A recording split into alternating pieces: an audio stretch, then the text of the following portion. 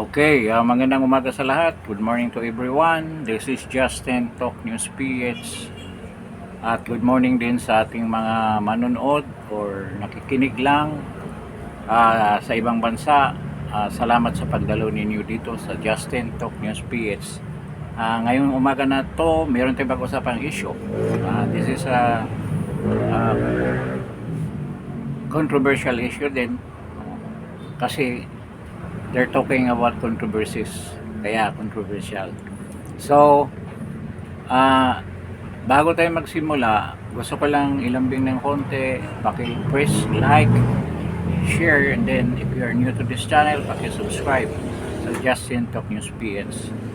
At itong issue na to ay medyo ongoing for the past couple of days at patuloy ang bangayan between Senator Alan Peter Cayetano, the leader ng minority bloc diyan sa Senado, at itong mga tuta ni Bangag na continuously depending dito sa mga malita syndicate. Ito sina Erwin Tulfo at saka si Lacson. Ang huling nagbigay ng kanyang pananalita at tinumbok yung mga sinasabi ni Senator Cayetano with regards to the investigation diyan sa flood control na patuloy na dinidelay ni Lacson at saka ni Erwin Tulfo. Tandaan natin nung nakaraang ang Senate President ICT Tuta Soto pa, si Lacson ang BRC Chairman, Committee Chairman, at ang kanyang Vice Chairman ay si Erwin. Ngayon nagpalitan sila ng pwesto, si Erwin Tulfo na naman ang BRC Chairman. Ang tanong, kung nag-iba ba, meron ba sila ibang plano? Wala pa rin, ganun pa rin. Kasi hindi naman nagpalit ng tao eh. So ganun pa rin ang plano. Talagang higpitan nila ang pagprotekta sa mga magnanakaw sa flood control. So tinamaan sila sa mga revelation ni Senator Cayetano, kaya nagre-react si Lacson. Lahat naman na sinasabi ni Cayetano ay parang summary lang doon sa mga pangyayari at hinihikayat na magkaroon ng BRC tutuhan ng Blue Ribbon Committee investigation na hanggang ngayon ay pilit nilang iwasan. Ito nga, nagsasalita si Erwin Tulfo, kaya pinuna ni Senator Cayetano dahil sinabi niya na tama na, sabi ni Erwin na tama na ang investigasyon diyan sa flood control, move on na tayo. Ibig sabihin, wala sila ibang balak kung hindi kalimutan ang pagnanakaw nila. Gusto nila kalimutan ang pagnanakaw. At ito, lumabas nga itong impeachment sa pagkaakala ng mga malita syndicate na matabunan ang issue sa flood control. Pero nagkakamali sila dahil hindi talaga yan written in the history of the Philippines na yan, at written sa mga isip ng mga mamayang Pilipino na sila ay pinagnakawan ng mga magnanakaw na ito na patuloy namumuno sa ating bansa. At sobrang kapal ng mukha, pinangalandakan pa ang kanilang mga ninakaw ng mga kayamanan. So ito si Erwin Tulfo nagsalita na meron daw, ang una pala nagsalita na si Panfilo Lacson, nagsabi na total naman gusto ni Alan Peter Cayetano na magkaroon ng investigasyon sa flood control, imbestigahan natin yung Taguig. Yan ang sinabi niya. Ganyan ba yun? Kung sino yung nagre-reklamo, sino yung nagsasalita na gawin niyo yung trabaho nyo na mag-imbestiga, siya ang tirahin mo. Hindi naman tirahin dahil mismong congressman sa Taguig ay kapatid ni Senator Cayetano nagsasabi na mag-imbestiga kayo.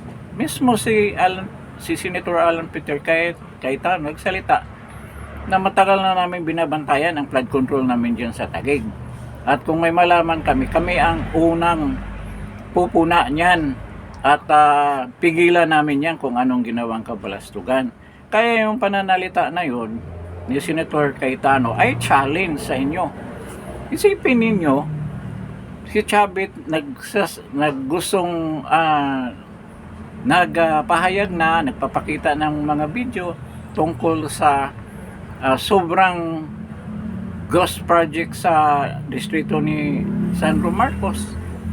Meron bang ginawa si Pampilo Lacson at saka si Erwin Tulfo? Siyempre, hindi talaga yung kikilos against sa mga taong nagbibigay sa kanila ng malita. Alangan, kagatin mo yung kamay na nagpakain sa'yo. Diba? Hindi talaga mangyari yan. Kaya never expect na mag-imbestiga yan doon sa Ilocos. At si Lacson, nakapokus lang ito sa Bulacan na wala rin namang nangyari. Isipin mo, puro lang, sino bang pakulong niya dyan sa Bulacan? Yung mga congressman na involved dyan, saan na yun? Ang daming mga congressman na involved dyan. Yung paratang nila kay Joel Villanoy, ano nangyari? Meron bang matinong investigasyon? Kaya nakikita na natin dito sa pangyaring ito with regards to the flood control controversy, sa pagnanakaw na yan, walang mangyayari yan. Hindi yan magkaroon ng matinong investigasyon. Kasi kung ilabas nila yung mga totoong mga witness, ang mangyari sa kanila? Dilusaw sila, pasalitain nila yung mga 18 Marines. Ano mangyayari sa kanila? Wala silang depensa niyan. Kaya hindi talaga mangyari during this administration na makapagpresenta ng matinong witness yung flood control investigation. Kaya puro delaying tactic na lang yan at paglilihis ng issue sa pamamagitan ng paggawa ng ibang issue para malihis yan, tulad nitong impeachment trial, itong pagpakulong kay Senator Marcolita, itong gusto nilang imbestigahan din si Senator Cayetano at si Pia. Yun ang panglihis nila. At kahit anong gagawin ninyo, hindi yan makakalimutan ng mga tao. Lagi nakatanim sa isip ng mga tao ang mga kawalanghiyang ginawa ng administrasyon ito. Lalo na ito si Erwin Tulfo na top notcher sa pagtanggap ng malita. Ngayon, sobrang kapal ang mukha. Nagiging BRC chairman pa. At kung ano-anong actuation dyan sa mga hearing sa impeachment na akala mo walang bahid na katiwalian. So nakikita natin mga kaplastikan at ang kadimunyuhan ng mga taong ito na dapat natin hindi talaga makalimutan. Kaya yung paratang ni gusto mangyari ni na Erwin Tulfo na imbestigahan ng Taguig, instead na magkaroon ng investigasyon doon sa mga project ng mga congressman, hindi lang yung flood control, yung mga projects like farm to market roads o farm to resort road. Meron ba yan? Hindi yan nasisimulan. Yung sa irrigation, sa agriculture side naman ng mga kontrobersya, ang daming gusto nga tuklasin ni Senator Marcolita. Kaya nga yun ang isa sa mga dahilan na talagang gusto nilang hindi na makapagsilita si Senator Marcolita, dahil sabi pa nga ni Senator Marcolita, hindi nagsisimula pa lang yan sa flood control, pero ang daming kontrobersya na dapat tuklasin sa mga iba't ibang departamento ng ating pamahalaan. So wala sila ibang paraan para maiwasan makarating sa ganyang punto. Papakulong na natin si Senator Marcolita, at yan din ang balak nila dito kay Senator Cayetano.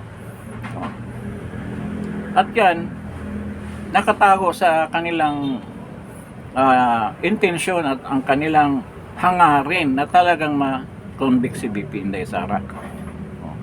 Anong sinabi ni Senator Cayetano sa mga gawain ni Lacson na gustong kunwaring ipakita sa mga tao na corruption star siya. Samantala, siya rin naman ang ah, isa sa mga nagpalaganap ng korupsyon diyan sa Kongreso. Oh. Yan na lang sa MOA. Sino bang gumawa niyan? 'Di ba si Lacson na certification na lang? At yung mga past deeds niya, ipapakita kung anong klaseng tao siya na minention ni Senator Cayetano with regards to the Coratong Baliling, ang crime of the century, Desert Corvito murder case, na yun nga ang dahilan na nagtago si Lacson. Swerte lang siya na hindi siya na-convict. Di, siguradong habang buhay yung pagkakulong yun.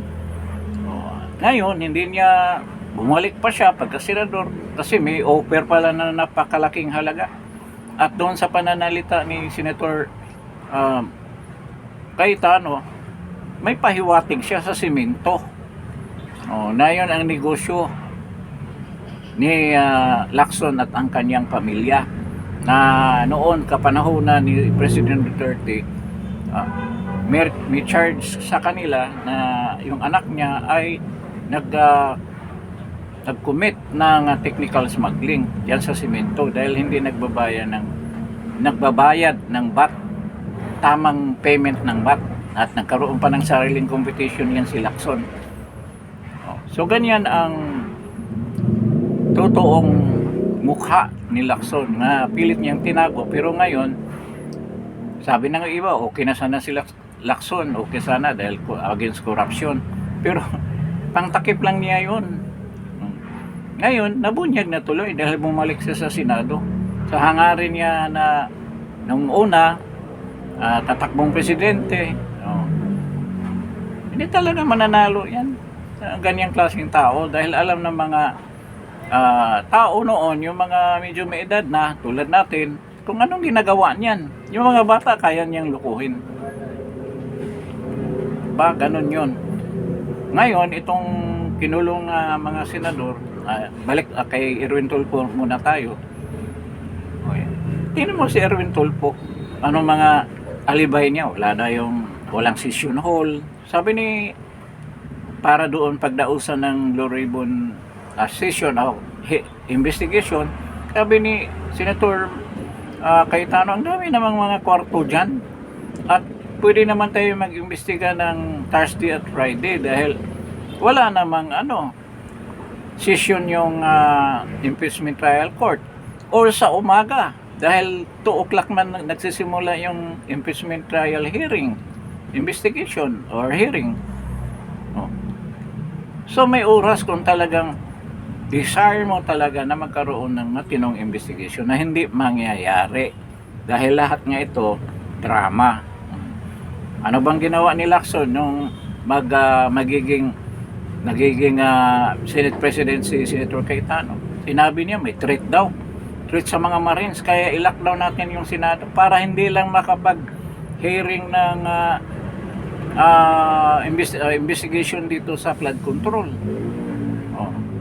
Tapos nung 12 sila, pilit nilang kinuha yung presidency dahil si Gatchalian daw yung acting Senate President. Nagkaroon sila ng hearing na later on naging meeting na lang. Naging meeting dahil alam nila illegal yung ginagawa nila. Na hindi nga, kung naalala natin, nagpunta mga Marines, hindi nila inimbestigahan. Ang tagal nakapasok dyan sa Senado.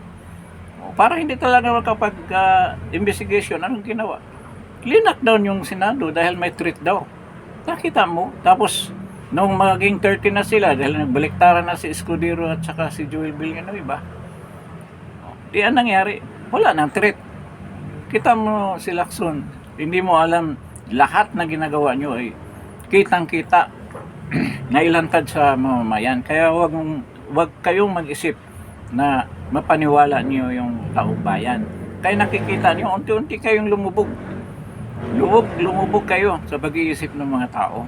Nakita na ang mga kabalastugan na inyong ginagawa na akala ninyo marami pang pumapabor sa inyo. Wala na. Sama-sama kayo ng bagag niyo na presidente na may negative 59 trust rating sa mga tao. Sumabay kayo dyan. Kung magkaroon ng individual measurement sa trust rating ang mga senador, siguradong negative din kayo. Diba? Lalo na itong may hawak ng ngayon ng Blue Ribbon Committee. Ipaano natin, magkaroon ng survey. Tingnan natin na rating kung nagtitiwala pa ba ang mamamayan sa chairman at saka vice chairman ng Blue Ribbon Committee na walang iba po hindi si Erwin Tulfo at saka si Lacson. So kitang-kita natin Kaya siguro tuwang-tuwa kayo na inatake nyo si Cayetano na ganyan, FB live ceiling channel ang sa kanya, kasi hindi nyo kayang gagawin yan dahil walang manonood sa inyo. Puro bus ang aabutin ninyo. Ito si Erwin Tulfo, saan ba sumikat yan? Sumikat yan dyan sa namimigay ng gamot, doon sa radyo program, tsaka TV program.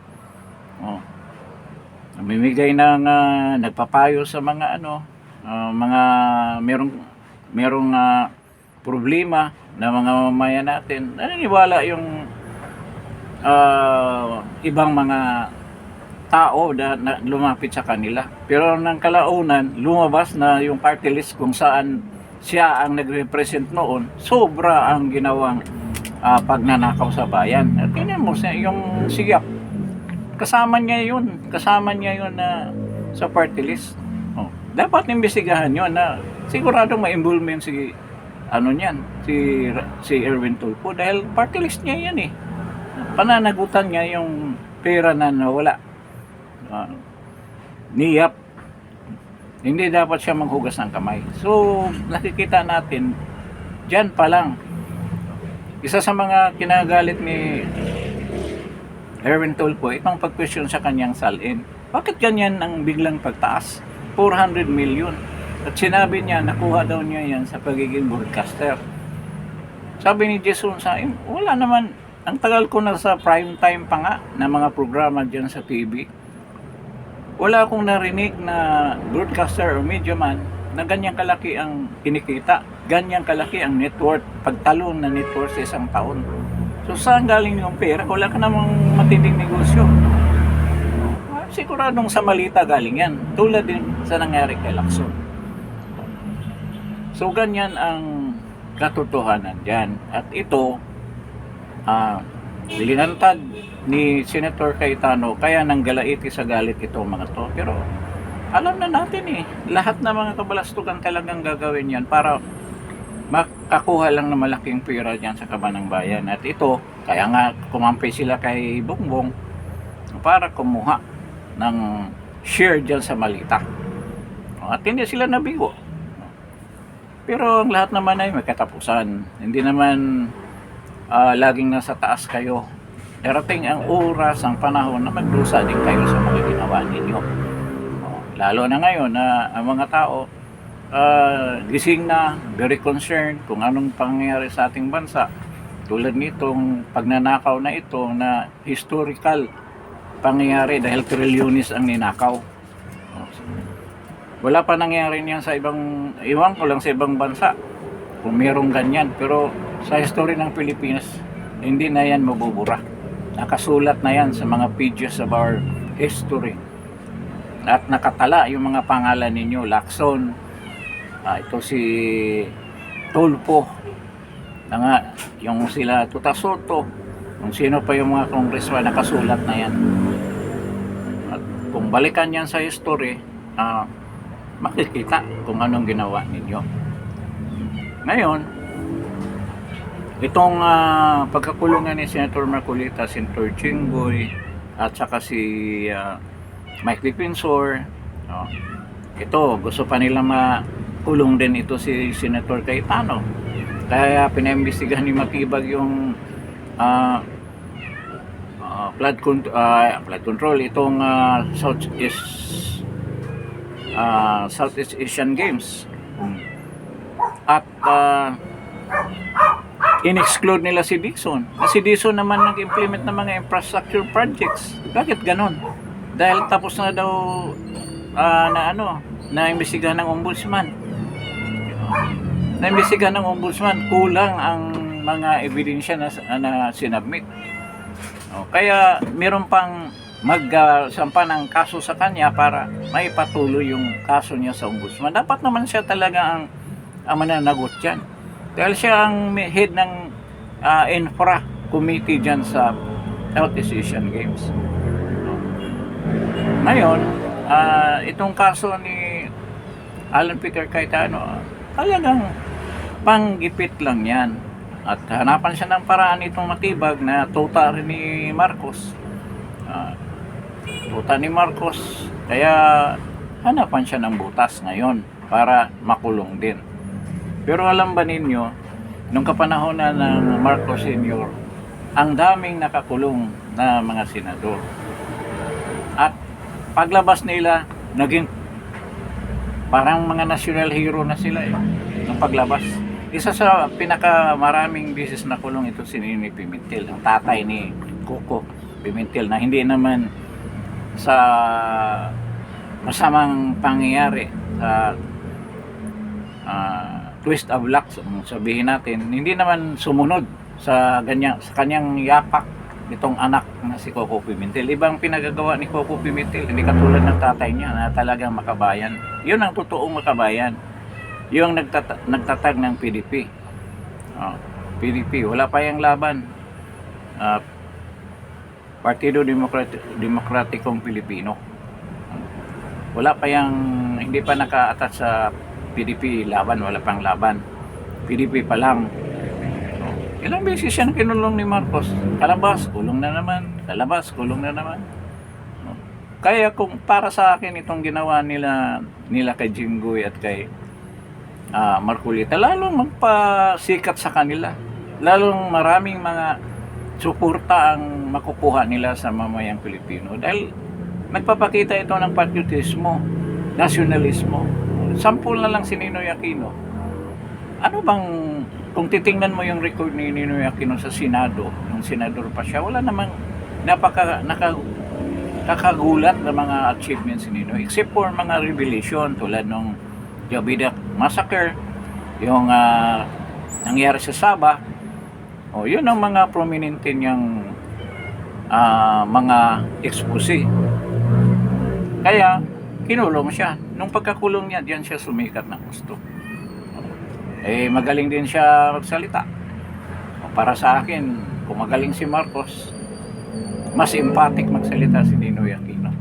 Dahil si Marcos parang narration ng mga style ng ng presentation. Si Ninoy Aquino kasi very empathic. Kung anong sasabihin niya ay it drives to your to your senses, mga sinasabi niya. Talagang charismatic, mas charismatic si Ninoy Aquino kay ni Marcos. Kaya nang pinatatakutan ni Marcos noon, na takot sila kay Ninoy. Kaya yun ang nangyari. Na maraming theory na talagang si Marcos na nagpadali, pero malaking na yan malaking argumento yan kung ano ba talagang katotohanan, dahil tumaan na yung dalawang termino ng unahan ng kanyang asawa.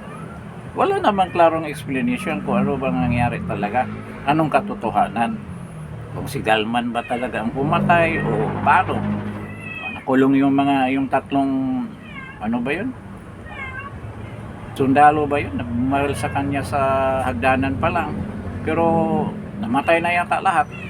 Walang klarong explanation kung ano ba talagang nangyari. Maraming haka-haka until now, but hindi yan importante. Ang ginawa ni Ninoy para sa akin siyang kabayanihan. Kaya lahat naman nagsisimula doon. Itong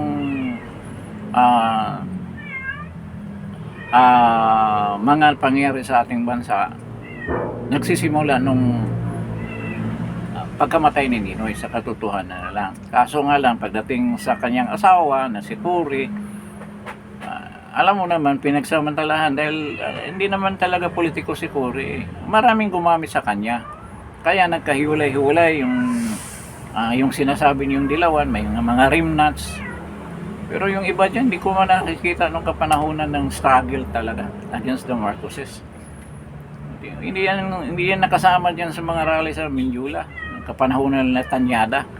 Kapanahonan na maraming mga magsasakang namatay. Nasilim nga ang PNP chief ba yung silim?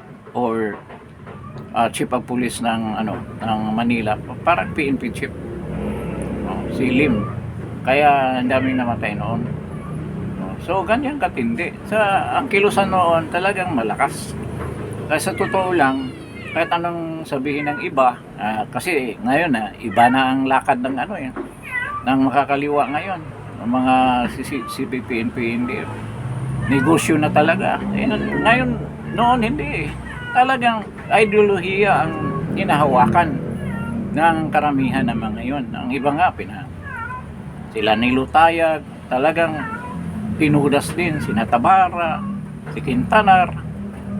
Ayan nakikita natin ito sila na talagang yung totoong makabayan. Pero ngayon wala na ginawang negosyo na ng mga naiiwang mga bata-bata na hindi nakasama doon sa unang salta ng People Power 1. So ngayon, yung katulad namin yung may edad na, alam namin kung ano nangyari. Alam namin kung gaano kakorap at kawalang ginagawa ito si Noynoy Aquino. Kaya humiwalay kami dyan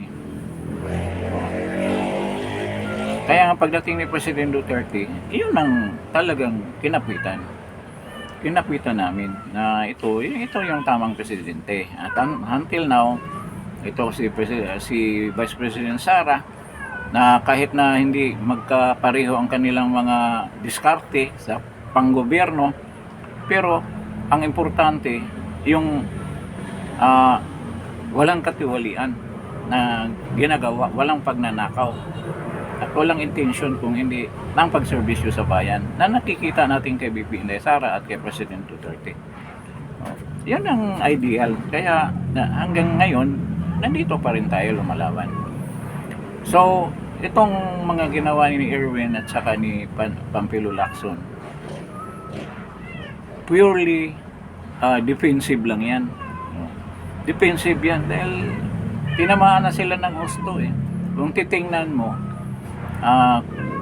mo yung survey rates natin na nakakabahala yun.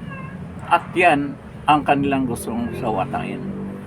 Pero sa tingin ko, maraming beses ko na sinabi yun na i-convict talaga nila si BP Inday Sara. Pero ngayon, yung anger ng mga tao ay paakyat ng paakyat. Hanggang aabot na ito sa boiling point kasi halata na ang gagawin nila. Halimbawa, kukulong nila si Senator Cayetano. Maraming magagalit yan. Maraming mga mamamayan natin na talagang magagalit. Lalo na kung ikulong nila si Robin Padilla na isang Muslim. Alala natin yung may nagsasalita sa kanya na wala mang yung taga AirAsia na cabin crew o flight attendant yata yun, nagalit ang buong kamusliman, lumabas lahat. Paano na lang kung ikulong nyo si Robin? So nakikita mo yung equation kung anong mangyayari. Sino pang gusto nyo ikulong? Na ikulong nyo si Bongo. Di magwawala yung mga supporters niyan. So dahil sa gusto nyong gagawin na malaking pagkakamali sa diskarte sa politika yung ginagawa niya. That pure operation yan sa tingin ng mga tao, panggigipit yung ginagawa nyo. Kahit anong takip nyo sa katotohanan na yan, kitang kita kung patuloy nyong gagawin yan. Na ngayon, basang-basa na ng mga tao na ang intensyon pala ninyo na pababain ang basis ng conviction para makamit nyo yung conviction ni BP Inday Sara. So kung ilan na lang ang number ng mga senators, ang target nyo sa tingin ko ay 18 para makamit nyo yung 13 na mga senators. Kasi ngayon, imposible makuha ninyo kung 16 ang target ninyo. Ang sinasabi ni Escudero, parang palamuti lang yun na pag bigay sa atin ng kumpiyansa na ito hindi pala talaga nila kayang ah, i-convict si VP Inday Sara. Pero hindi eh. Pwede sabihin ni Sir Ren Gatchalian, statement lang yun, opinion lang yun ni Senator Jesus Escudero, at hindi naman yan ang opinion ng buong Senado. Kung magkaroon ng botohan, labagin nila yung Constitution. Magkaroon ng botohan, kung 18 na lang, ngayon 21, so 3 senator pa. Malamang si Senator Cayetano ang susunod niyan, at kasunod yung mga Villar o si Bongo. Yun ang tatargetin nila. So, baka 17 na nga lang. Magkaroon ng resolution yan dyan na isampa na iba, magkaroon sila ng basis, mayroon mga president na mga kaso na ipipresenta, at magsasalita yung association ng mga lawyers ulit, yung mga dean of schools na mga bayad nila, magbibigay ng opinion, sang-ayunan yung gagawin ng Senado na gagawin, ibahin yung basis for the conviction. Ganyan ang target nila. So, lalo magagalit ang mga tao dahil halatang talagang linuto ninyo para lang na-convict si VP Inday Sara. So, ano sa tingin ninyo? Hindi mag-react yung mga tao? Kaya, mali rin yung diskarte na yan. Kaya lalo nga, katulad ito sa nangyari doon sa People's Initiative. Akala nila mapaplansa nila dahil pera ang ginamit eh. Tapos ang local government, mga tauhan nila doon, talagang namumudbod sila ng pera, napakalaking halaga. Pero wala ring nangyari dahil ang tao handang mag-alsa. Kaya ito, kung gagawin ninyo ito kay VP Inday Sara, ina-underestimate kasi ninyo ang mga supporter ni President Duterte at ni VP Inday Sara, dahil nga nung nakulong si President Duterte ay walang nag-react na ganyang karami, walang rallies. May rallies naman, hindi naman ganyang karami. Pero itong sobrang yung mga ginagawa na pagpakulong sa mga senador at ultimately pag-convict ni VP Inday Sara, sa tingin ko ito ang trigger na talaga magkaroon ng people power. Sigurado yan. Nakita naman ninyo yung nangyari doon sa Dahig. Hanggang ngayon, meron pa rin mga tao doon sumusuporta kay President Duterte. At ngayon, napaka-positive naman nangyari dahil mismo si President Trump ang gustong mawala na yung ICC. Hindi lang siguro natin alam, hindi lang mabigkas ni President Trump dahil pag-respeto yan sa soberanya ng Pilipinas, na isa sa mga reason niya na gusto niyang ma-uproot yung ICC dahil nga pagpakulong ng mga allies niya. Katulad ni President Duterte, ally naman niya yan eh. Kahit nasabihin niya na lagi nandyan sa middle ground yan si President Duterte dahil nakipag-usap din sa China, which is normal for a developing country tulad natin. Bakit yung mga ibang countries tulad ng Vietnam, Cambodia, di ba yan nakipag-usap yun sa US? Ilang beses nagpunta si Obama dyan sa Vietnam para makipag-usap sa Vietnam. At the same time, napaka malawak at mahigpit ang relasyon ng Vietnam at ang China. Di ba?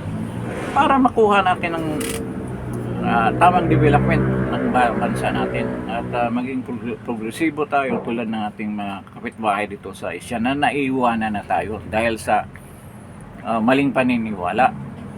Ngayon, yung hindi natin alam kung isa ito sa mga consideration ni President Trump na mga allies namin pinapakulong ninyo illegally. Ang problema, ang nagpakulong itong bangag na administrasyon na pinilit ang sarili na maging ally, kaibigan ni President Trump na halos hindi naman pinapansin.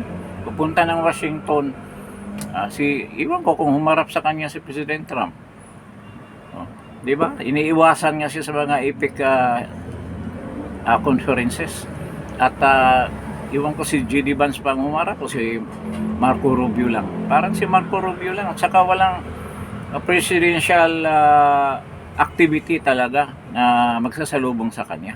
Yung protocol na ganyan na talubungin ka, merong parada, walang ganyan eh. Di ba? So, sabihin na natin na alam niya ang ginagawa ni bangag kay President Duterte. At ito, napaka-positive na pangyayari dahil nagbanta si President Trump na kung sinong tumulong, sinong mag-cooperate dyan sa ICC, pwede niyang parusahan sa pamamagitan ng pagsampa ng sanctions o pagbigay ng sanctions sa mga bansang patuloy na nagbigay ng kooperasyon sa ICC. So, napaka malaking pangyayari yan na nakikita natin na mag-shift talaga ang relation ng Pilipinas at ang ICC. At ito, mahantong doon sa hayagang pagdeklara ni BBM na hindi na tayo talaga member sa ICC. At anong gagawin mo kay President Duterte? Malamang kung ma-pressure yan ng US State Department ni Marco Rubio, posible mangyari yan. So ngayon, balik tayo dito sa pangyayari nga dito sa Senado.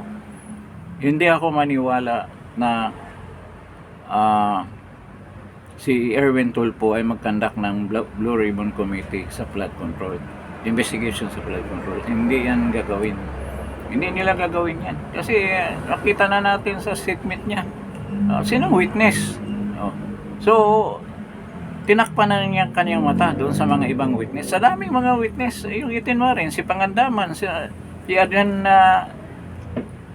Bersamin. Napatawag na ba yan? At ngayon, marami pang lumulutang na balita, nabuhay daw si Cabral. Paano na lang kung malapit na kayo pabagsak, biglang lumabas ito si Cabral, di patay tayo dyan. Lalong masiwalat ang mga kabalastugan na ginagawa ninyo. At tandaan natin, nandiyan pa rin sa kamay ni Lian Libeste yung listahan ng mga congressman na talagang involved dyan sa Ghost Project at tumatanggap ng mga malita. I don't know kung kailan niya i-reveal talaga completely yan. Meron na siya mga revelations na iba pero hindi pa kompleto.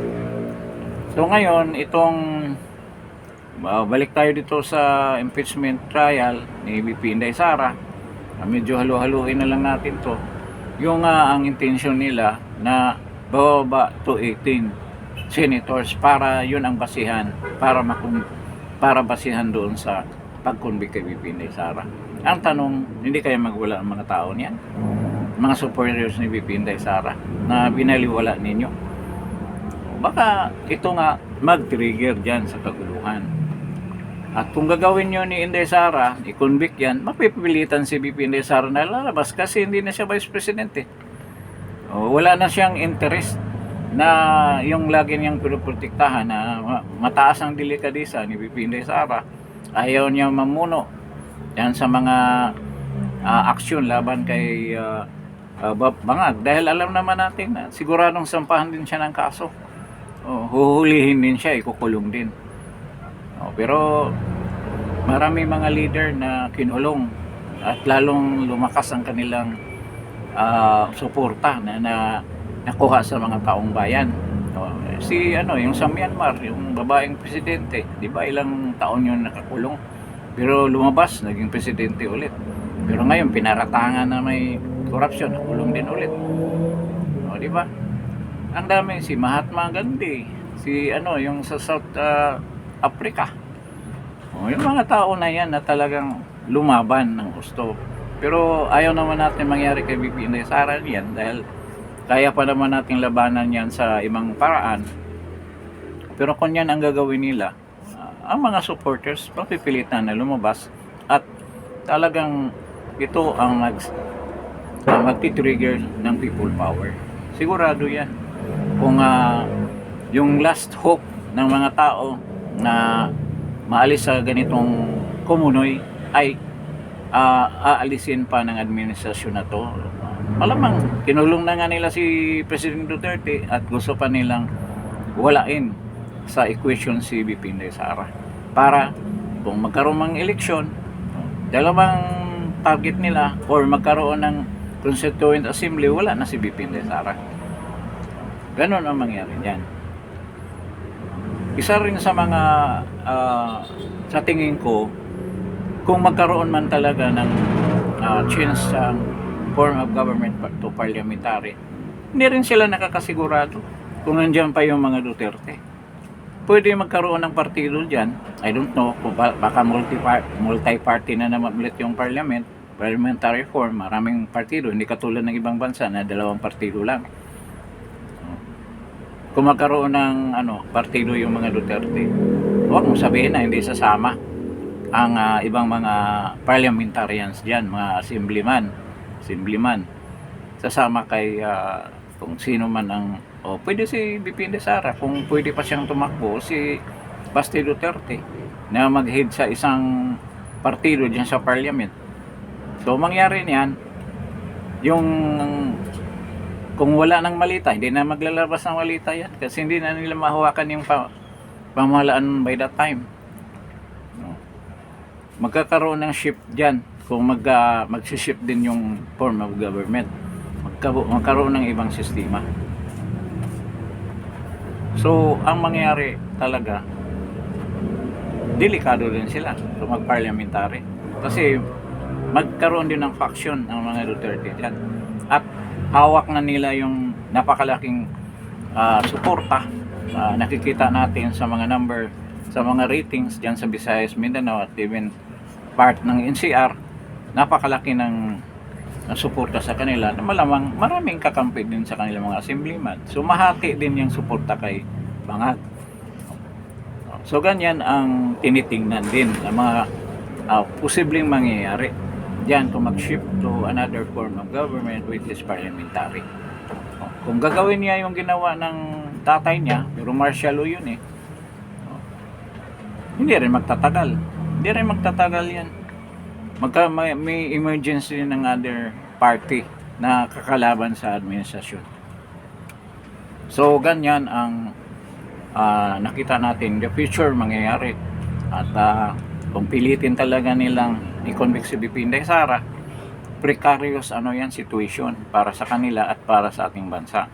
Kaya babantayan natin yan at lagi tayong vigilant kung ano bang mga moves na naman nagagawin ng administrasyon ni Bangag at watain natin habang nagsisimula pa lang sila sa mga balaki nila para sa kasiraan ng ating bansa at perpetuation ng kanilang pamumuno sa paghawak nila ng power sa ating pamahalaan para patuloy ang kanilang intensyon na limasin ang kaban ng bayan.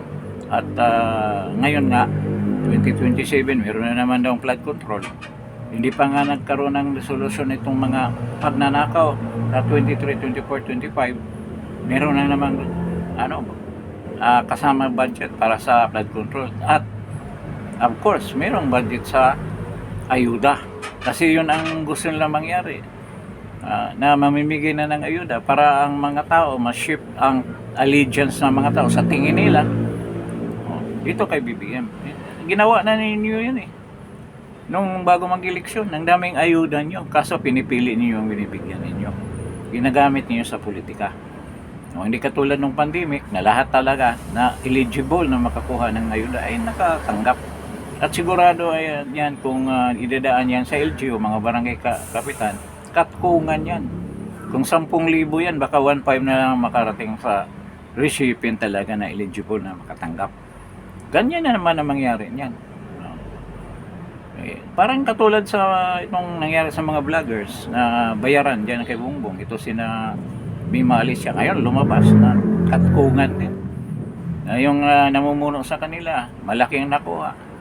Binibigay, kunti-kunti na lang doon sa pinakamababang mga vloggers. Yung mga matatandang vloggers din nila. Tulad din natin.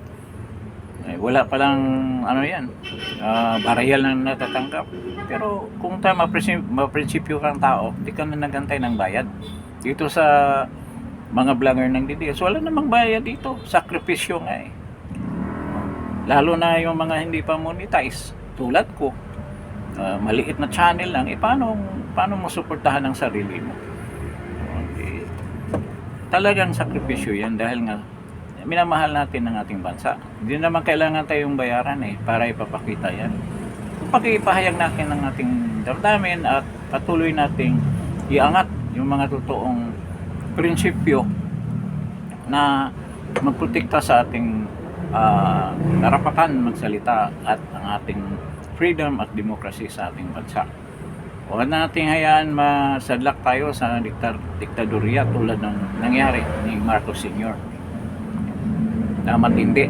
No, ayaw nating mangyari yung mga yan. Kaya dapat talaga maging party tayo sa anumang kaganapan o mga pangyayaring mag-promote ng total independence ng ating demokrasya sa bansang ito. So, gagawin natin ang ating part as a citizen of this country at maging aware tayo sa mga pangyayari. So, I think ito na lang, hanggang dito na lang tayo para sa episode na to, at maraming salamat doon sa dumalo dito sa Justin Talk News PH, at I hope na you will come again. See you in my next vlog. You will press notification bell so that anytime I have a new podcast, you will be immediately notified. At then request ko lang, paki-like, share, and then if you're new to this channel, please subscribe. Justin Talk News Page. Salamat po at magandang umaga sa lahat.